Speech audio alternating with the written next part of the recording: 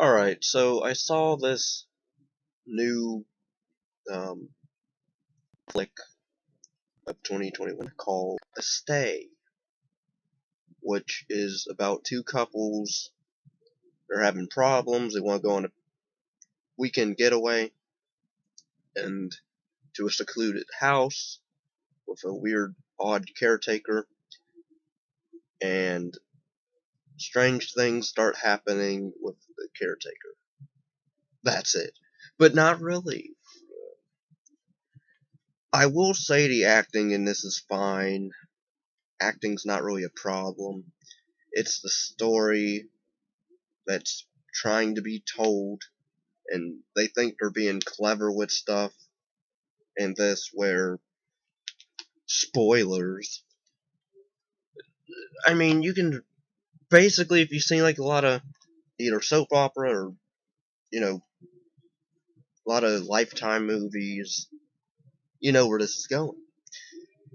Uh, I mean, it tries to be a thriller, but it's really not to me. Because I mean, at first I was bored. I did think it was the caretaker about to do stuff, but really he doesn't. He's at the end of the day. I mean, because you have these four couples, they're best friends. You have a black woman, and then you have a white guy, and then two other people, man and woman. The man and woman don't get along, and at the beginning it starts off weird where she's texting somebody, but then we find out, oh, it's the guy who's with the black woman, Nora, and the husband of the cheating woman, a redhead. Pretty much, she dies. The other character dies. The cheating dies, and it's really up to Scott Hamm, played by okay, Hayden is played by Scott Hamm, who's the husband who's being cheated on, and then Nora is the black lady who's being cheated on as well. And then you have the other two people. Misha, I guess that's how you say her name, the redhead cheater. Um, Pretty much, you sort of get where he's coming from, but at the same time, he's kind of in. He has faults as well. I guess he wants a baby, but she doesn't, because she's again having an affair. He doesn't know that, of course.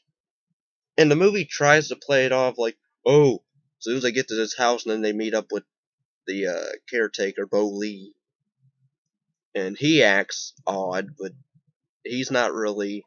But then, like early on, like a few scenes after that, they cut to him like stalking them and watching them at night, and then there's a scene where he goes in the barn, and there's a bloody sheet, and we don't know what he's doing with it, what's under the sheet, but we see him grab a knife and then start cutting stuff, and then it edits weird where it's him cutting really fast. I'm like, okay, so I guess he's a killer, but then no, he's not, because then he at the end comes in and saves the black woman from the crazy ex-husband. Who tries his best, Jack Nicholson impression from Wolf, because he's supposed to be crazy, and he goes like to 11 in this movie. But yeah, like I mean, I guess the twist to where, oh, this guy, the husband knew all along that his best friend and his wife were together, so he brought them up here to kill them, and also I guess black woman, even though she didn't do anything. But then she's like, "Oh, I'm willing to fight for my marriage, unlike you." But then I'm like, "How about you try to play along? Because then you can probably maybe he would let you free, but then not really, probably because they already told her that he was gonna kill her." So, I don't know. But then she's like, "I'm pregnant, so you can't do it." But then he decides to do it anyway, and then she does stupid stuff where she gets away at first, but then he catches up to her. She injures him, runs off. He catches up to her, injures him, runs off. And then right when she's about to, almost, uh, well, technically she hits him with a coffee maker thing, busts his head in. Oh, I have to say also in this movie could be PG-13 a little bit if, to cut out the swearing, because, um, there's hardly any gore in this movie. The most gore you get is from a shot when the crazy husband is on the ground and he's supposed to be dead, and you see a bit of blood, a puddle of blood there, and then maybe the scene with Bo Lee when he's under the sheet that we don't ever see. So it's like that was a red herring for what? Like, what was he going out hunting or something? And I don't know. He stored all the dead animal bodies in that coffin or whatever he had, or chest. But then he kills he comes in at the end of the day, saves the day, and kills the crazy husband. Oh, and I swear, he shoots him point blank in the chest. Blood. No blood squibs at all. No blood on the refrigerator in the background.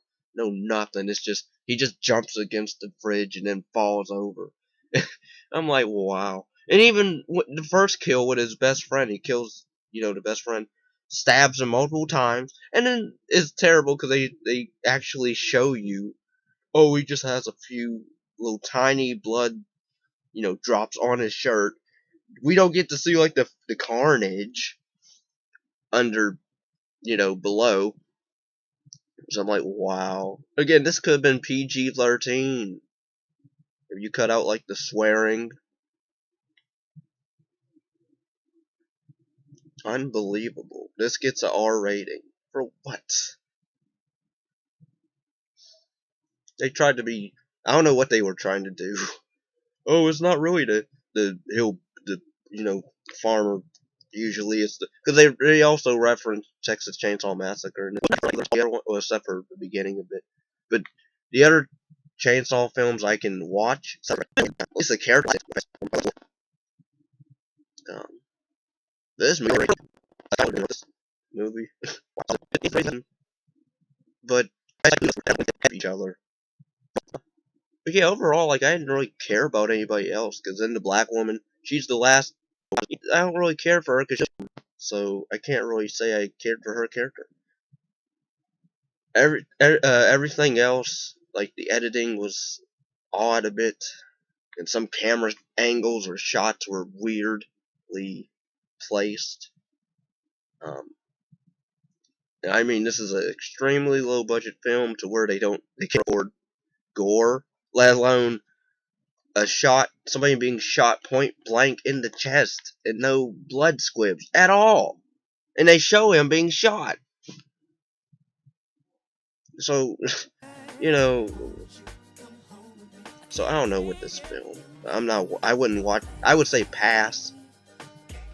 Again, the acting is not bad. I would say it's pretty decent from everyone. But everything else is like, I don't know. But yeah, if you like this video, please give it a like, thumbs up, hit that notification bell so you know when I drop more content. Comment, share, subscribe, and